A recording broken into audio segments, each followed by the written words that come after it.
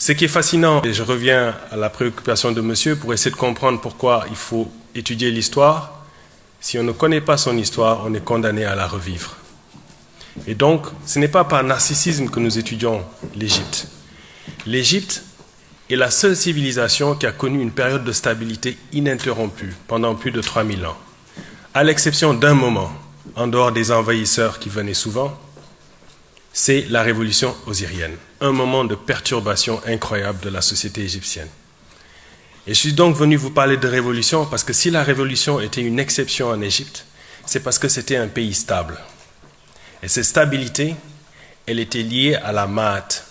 Et la Maat, c'est une femme, c'est une déesse, c'est l'équilibre. J'appelle matérialisme la conception qui permet de comprendre l'équité, la justice, l'ordre systémique du monde et de l'univers, l'équilibre de nos sociétés, notre rapport avec l'environnement et le vivant. Je crois que la sémantique, les mots que nous utilisons, sont chargés de façon eurocentrique. Le mot révolution lui-même, quand on y pense scientifiquement, une révolution, c'est quelque chose qui fait un tour complet sur lui-même. Ça veut dire qu'on revient à son point de départ, c'est-à-dire la restauration. C'est parce que les gens qui l'ont conçu, dans l'univers occidentalo-centré, avaient une conception mécaniste du monde. Ce terme, nous l'utilisons, mais il n'est pas innocent. Le terme de développement, Entwicklung, comme vous dites en allemand, lui aussi est constitutif d'une conception du monde productiviste. En réalité, nous devons recouvrer notre rapport à la nature. C'est pour ça que je m'intéresse beaucoup aux révolutions. Thomas Sankara a été assassiné, non pas par des amis locaux, comme on essaie de le faire croire. Il a été assassiné par un complot ourdi au niveau international, par des agents de la CIA, par la France, ou en tout cas la France-Afrique, et leurs relais locaux. Lorsqu'il est mort, on a dit qu'il est mort de mort naturelle. Il a fallu attendre 10 ans. Et c'est le moment de rendre un hommage tout à fait particulier à une femme tout à fait unique, qui pendant 10 ans a patiemment attendu, alors que partout on commémorait la mort de Thomas Sankara. À quelques jours de la prescription décennale, c'est-à-dire à quelques jours de la période où, si on ne portait pas plainte, le cas de Sankara serait réglé. Et le ministre de la Justice à l'époque, qui aurait dû régler le cas, c'était son meilleur ami et son assassin. À quelques jours de la date de prescription, Mariam Sankara, ici présente, se rend compte que si elle ne porte pas plainte contre X, est faux en écriture juridique, c'est-à-dire qu'on ne peut pas dire que quelqu'un est mort instantanément avec 12 personnes, est mort de mort naturelle, eh bien, ce cas serait clos comme la plupart des autres cas. Or, les cas de l'Afrique sont nombreux. Nous avons le cortège des martyrs, le nombre de chefs d'État qui ont osé perturber la marche néocoloniale et impérialiste du monde est le plus grand au niveau des statistiques.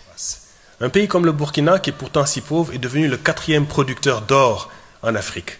Cela s'est fait parce que des avocats canadiens, véreux ou pas, ont refait les codes miniers tels que l'exigeait la Banque mondiale. Et ça, c'est à l'instar de toutes nos ressources aujourd'hui pillées sur le continent. Les États reçoivent entre 4 à 7%. Comment voulez-vous vous développer avec 4 à 7%? Lorsqu'on parlait de la recherche scientifique dans les universités, c'est des pièces qui manquent dans le dispositif du savoir. On ne peut pas construire de routes, on ne peut pas s'occuper des hôpitaux avec 4 à 7% de nos ressources. Pour cela, il faut une nationalisation. Voilà pourquoi il ne peut pas y avoir de processus révolutionnaire s'il n'y a pas une maîtrise de notre accumulation. Ça veut dire quoi? Ça veut dire d'abord d'être maître de nos ressources, de nos matières premières. Ça veut dire la capacité de les garder dans le sol, de les exploiter, de les vendre à qui on veut. Cette capacité, les pays africains l'ont perdue. La deuxième, c'est la question de la centralisation du surplus. Avoir la capacité d'avoir notre propre monnaie, d'avoir la capacité de transiger sur le marché mondial avec une monnaie africaine, de pouvoir réguler l'équilibre entre ville et campagne en relevant le prix de production des agriculteurs. Ce n'est que de cette façon-là qu'on peut rééquilibrer véritablement le développement de nos pays. Troisièmement, c'est avoir la capacité de la reproduction technologique, de pouvoir aller à notre rythme, même si les brevets frappés d'obsolescence sont difficiles à reproduire, que nous puissions ensuite avoir un système d'industrialisation qui va soutenir une agriculture. Et cette question de l'agriculture est la question centrale. Vous savez qu'en 1900, dans le congrès de Sylvester Williams, la question c'était l'accaparement des terres. C'était absolument prémonitoire. Aujourd'hui, c'est la question centrale du continent africain. On disait tout à l'heure, on fait des fleurs au Kenya, en Éthiopie, mais c'est pour les tables occidentales. On ne peut pas manger de fleurs. En réalité, c'est ce système de monoculture qui détruit notre agriculture. Ce qu'il nous faut, c'est plutôt une agriculture vivrière capable de résoudre l'autosuffisance alimentaire, de produire à l'échelle du continent, afin que les prix du marché intérieur de biens de consommation de masse du continent africain soient vraiment réglés. À ce moment-là, nous faisons ce que la Chine a réussi, c'est-à-dire créer son propre marché et pouvoir ensuite compétir sur le marché mondial. Un des points qui est le plus important, c'est la question de la défense stratégique. La défense stratégique, c'est notre capacité de compter sur nos propres forces. Or, pour l'instant, et j'y reviendrai, l'essentiel de notre dispositif militaire a été quadrillé. L'essentiel de dispositif militaire, je ne sais pas si on peut avoir l'image que je voulais montrer, est quadrillé à partir de votre propre pays, ici même en Allemagne. Les représentants du Burkina Faso, Compaoré, même le président Zida, qui est devenu Premier ministre, étaient responsables de l'Africom, une base qui est ici même, dans votre pays, à Stuttgart, qui est le dispositif américain qui coordonne tout le système de recolonisation militaire du continent africain, que vous savez peut-être confusément. Il ne pourra pas y avoir de développement du continent africain tant que cette base existe dans votre pays. Parce que c'est ici, dans ce pays, que le continent africain a été divisé. Et nous ne laisserons pas ce pays recoloniser le continent africain, ni avec les États-Unis, ni avec l'Amérique.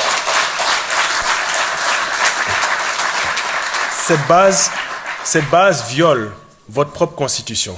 Cette base, vous pouvez couper, cette base coupe, non seulement viole la constitution allemande, mais elle est même contraire aux vœux du peuple allemand. Et elle est inconnue de la plupart des Africains.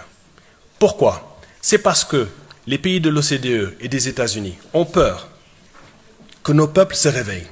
Ils ont peur que le panafricanisme ne marche. Et ils ont surtout peur que nous fassions le choix de d'autres puissances dans la coopération internationale. Ça veut dire quoi? Ça veut dire qu'ils ne veulent pas que leur espace stratégique puisse profiter à la Chine, à l'Inde, à d'autres pays. Ils ne veulent pas que nous nous développons parce que eux, ce qu'ils veulent, c'est l'Afrique sans les Africains, l'Afrique des ressources. Et ça non plus, nous n'allons pas le laisser faire. Maintenant,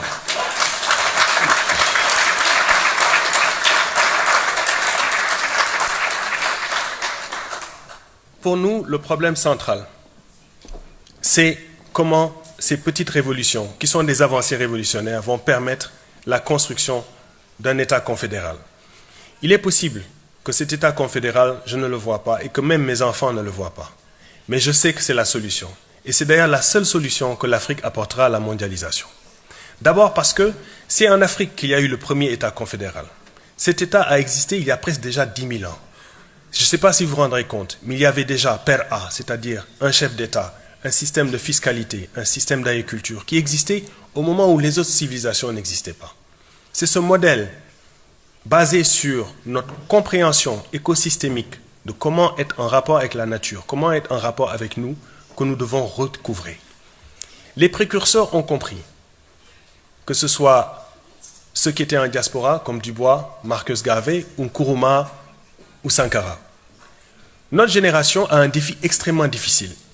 Le premier, c'est qu'il doit redécouvrir les vertus de la politisation. Il y a un grand discours sur le fait qu'il ne faut pas s'engager en politique. Tout est politique. Les gens qui pensent que par la société civile, ils peuvent changer les choses se trompent. La société civile est un laboratoire qui doit être animé par un surveillant qui est beaucoup plus que citoyen. Il est éminemment politique. Le changement social, le changement progressif, celui qui permettra aux femmes d'accéder au pouvoir, celui qui permettra aux jeunes de pouvoir faire la transformation qualitative, passe par la politisation. C'est pour ça qu'il faut s'engager. Que vous allez à droite ou à gauche, le problème ne se pose pas. C'est l'engagement politique qui permet la transformation. Je disais qu'il faut profiter des moments révolutionnaires pour enclencher une marche volontariste vers le panafricanisme autocentré. Ceci n'est pas du goût du système monde. Il n'est même pas du goût des autres partenaires. Mais par contre, il va se faire dans une dimension d'abord tricontinentale. Parce que la mondialisation crée ce qu'on appelle une polarisation, c'est-à-dire qu'elle crée des périphéries. L'Amérique latine et l'Asie vivent des conditions similaires aux nôtres à de moindres degrés. Mais il n'y a que nous qui sommes restés coincés dans un dispositif vieux de plus de 6 siècles.